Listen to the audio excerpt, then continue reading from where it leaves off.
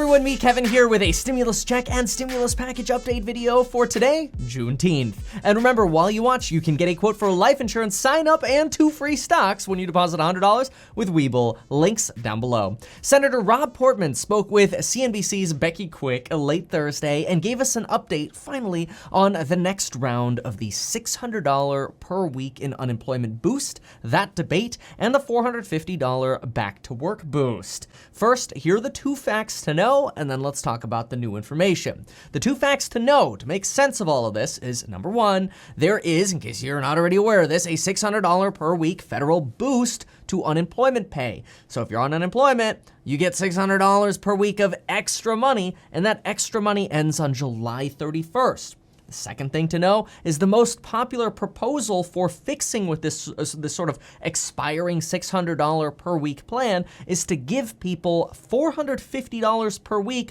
if they go back to work. Well, that has a lot of people pissed off because on one hand, you've got people going, well, we don't want to disincentivize people from working. And then on the other hand, you got people going, we would love to go to work. What do you mean you're just going to take it away? You calling us lazy? And it's all very frustrating. Well, finally, we have some more insights. Now, Senator Portman said, he started off by saying that Democrats are insisting in the House that there be $600 per week until January 31st of next year. That's what we saw in the HEROES Act.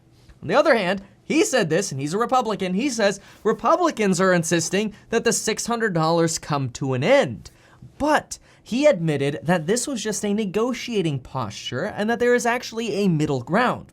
So basically, he's saying on one hand, you got Nancy Pelosi going, $600 or nothing. And then on the other hand, you got Mitch McConnell, whom Nancy Pelosi calls the Grim Reaper because bills go to him to die. Mitch McConnell says, we ain't doing $600. So you kind of have these 2 extremes. And Senator Rob Portman basically just admitted, like, yeah, that's the leadership's position. Us, like, in the Senate, we're talking with Democrats because he's a Republican, right? We're talking with Democrats and we're like, yeah, there's a middle ground here. This is good. This actually sounds reasonable. Imagine that. Now, this is the reasonable middle ground that he's talking about. What he's talking about is a reduced $600 plus up, not zero. So that means if you're still on unemployment, he thinks there's still going to be unemployment boosts. Like you're still gonna see more money if you're on unemployment. So it's not gonna go down to zero. You get the state money and some kind of additional money. On top of that, you might get a back to work bonus when you go back to work. This is really interesting, and it's the first time we've heard of a back to work boost in addition to maybe maintaining some form of this unemployment pay. He alluded to this by calling it a choice. You would have the choice to get your let's say, as an example, as a number here, they're not clear on the number yet, but let's say they offered you $450 to go back to work. You could potentially also get a $450 boost if you're on unemployment. So it's kind of like no matter where you are, if you're on unemployment, here's $450. And if you go back to work, you get to keep that $450 per week for a certain period of time. That's the first time we've heard that said. And this obviously leaves a bunch of questions open, like what if I already went back to work? What about those of us who are disabled or on retirement or otherwise not working, right? This is obviously a very narrow kind of solution for people who are on unemployment and would be going back to work or either staying on unemployment, but it's definitely more guidance for something that we're interested in knowing about. And especially if you're not on unemployment, but you are interested in the market and the economy. And for example, you saw my video this morning where I was saying, if Congress just gets rid of this, we're gonna have big problems. This is actually really good. This is a good sign to see that Congress is suggesting there is a middle ground here and we can actually do a combination, maybe a reduced boost combined with a back to work boost. This is really like one of the first reasonable things that I've heard in quite a while. So I'm happy to hear this, and I don't want you to think that I'm fully aligning with this back to work boost thing, because realistically, I think the easiest thing is just straight up stimulus for everybody, at least for a short period of time while we get through this pandemic. That way people can make their payments and things aren't so complicated, but unfortunately complicated and Congress go hand in hand. So this is fascinating, and he actually went as far as calling it a cliff. That is, we are at kind of the tip of a cliff come July 31st. We're either going to be able to extend some kind of bridge, or we're falling off the cliff. And that's kind of how I feel too. So I find this to be good news. Now, in other good news, we continue to see signs that the next rounds of stimulus checks are actually coming. Now, these are rumors at this point, but based on the verbiage that we can kind of piece together from what Steve Mnuchin is saying and Donald Trump and other people in leadership, it seems like the next round of stimulus checks is very likely, in the 80+% chance range. Nobody specifically wants to say it because, as we heard Rob Portman say, nobody wants to give up their negotiating posture. Now, there are also things floating around the internet that are saying, oh, well, if they pass, that is, if Congress passes a bill at the end of July, it might take 2, 3, 4 weeks to see the checks again. I actually personally disagree with that. I think the next round of stimulus check payments could come a lot faster, and we might actually see it within days of a bill getting signed into law, because what did we all go through the first time with the stimulus checks? It was basically the biggest dress rehearsal. And I mean, it's real, right? You got your checks, but I mean, all in theory they'd have to do now is, anybody make any changes? Okay, no changes? Watch! And the money shows up. At least in theory, which implies that it could come faster. But we'll stay tuned and see how this all goes. Now, I do have an update for you on the details of the Explore America tax credit. There have been a lot of questions about this, so I wanted to talk about this a little bit. And just remember, if you are thinking about exploring America, you should probably consider signing up for life insurance, and you may as well get 2 free stocks with Webull. Just deposit $100, links down below. And remember, you can always learn on the go, pop some headphones in, and learn about money and wealth building on the go. I recommend all of you start with my 0 to Millionaire program in the links down below. It'll get you started on finance and get you started with real estate investing by starting with your own home. And if you do it right, you can build wealth. Check out that program. There is a coupon code expiring in about a week. Now, let's talk about the travel credit, this Explore America tax credit. This has also gotten a lot of negative attention because, let's be real, who's traveling during a pandemic?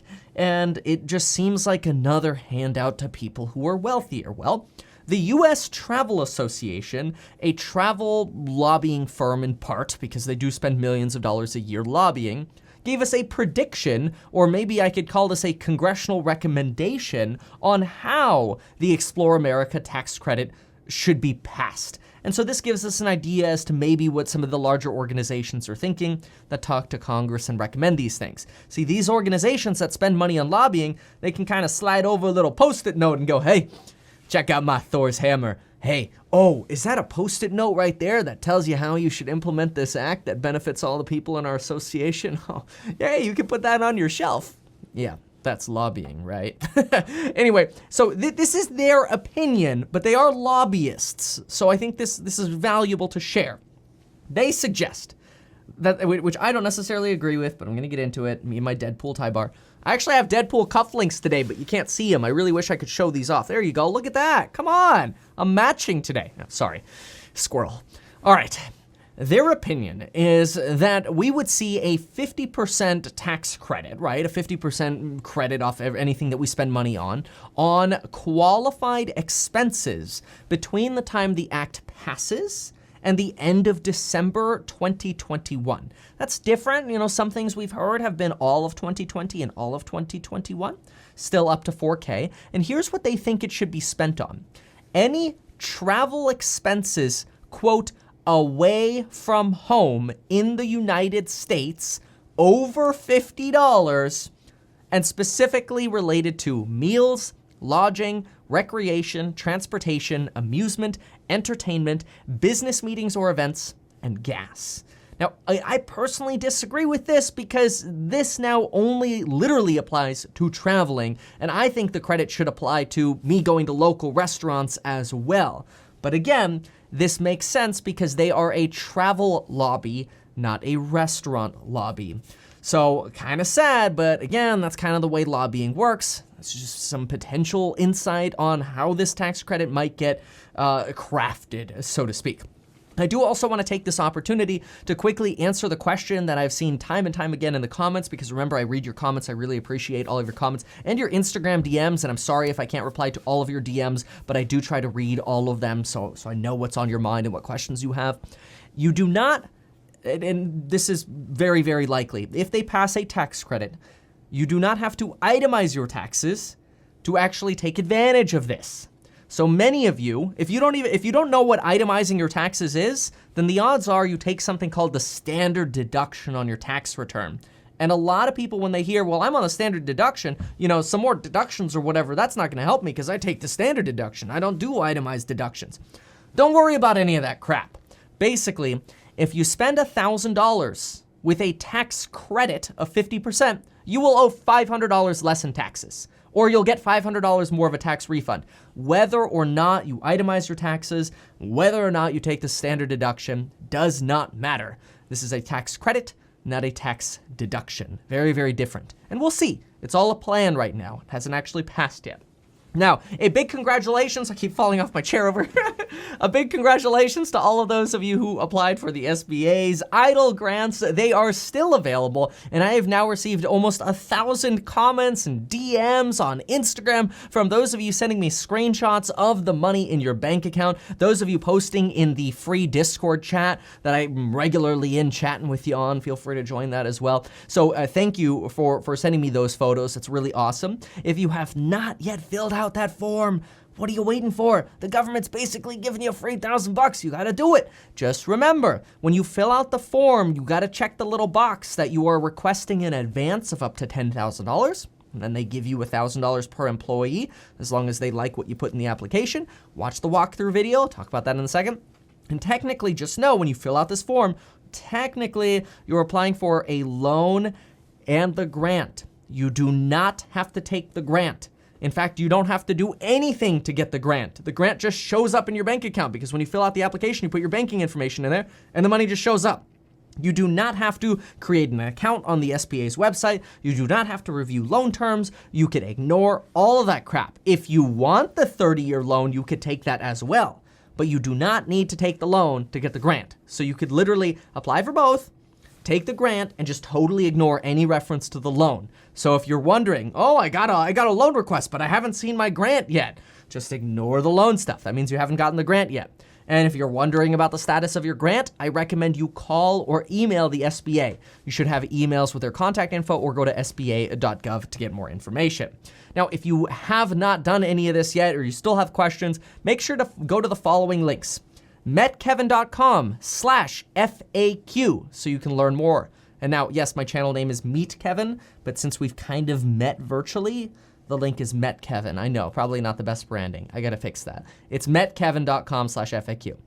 Then you can go to metkevin.com/walkthrough to see a walkthrough and metkevin.com/1000 to apply. So /FAQ/walkthrough/1000. Also, in other news, the SBA and Treasury Department just announced that for the SBA PPP loans, those who have received $150,000 or more would have their business names made public along with the loan amount. Those receiving under $150,000 would only be included in sort of location totals. So if you got a PPP loan for more than $150,000, I think it's actually $150 or more, then it is possible that your name and business name could be publicized. So it'll be interesting to see how that goes, and we'll kind of see who got all the free money. In other news, Democrats are trying to move forward with a Moving America Forward Act. The House has a goal of passing this before the July 4th recess, so that way they can be in a better negotiating position when it's time to discuss the stimulus plan and infrastructure bill with Republicans. Heads up, even though it seems crazy that the House is kind of pushing through bills, this is actually a negotiating tactic because oftentimes the person who writes the offer wins a better battle in a negotiation because the other side tends to be focused on changes while the people who wrote the offer get all the other stuff through as well while they debate the changes. So usually the writer wins, so it's not a terrible idea for Democrats, especially since Democrats only control the House and the Republicans control the Senate and the White House. Now, this bill, by the way, would provide a lot of money for things like drinking water, healthcare infrastructure, which I had to look up what healthcare infrastructure is, and I guess it's like public health safety, like health inspectors, information and data for counties and labs, and emergency prep, like FEMA kind of response and that. Not super familiar with that, but it does also provide money for broadband, and we'd finally get to 100% broadband coverage in the United States, and provides more money for public housing. Now, in the meantime, 41 Democrats are also calling for an additional $175 billion for K-12 schools, which is over 5 times what the CARES Act provided for education. That's crazy. Now, in other news, we do want to talk about mortgage forbearance really quickly. I encourage you, unless you're going to buy soon or refinance, I do encourage you to consider applying for mortgage forbearance. And you could watch this video that I'm going to link up here and see some more details on my thoughts about mortgage forbearance.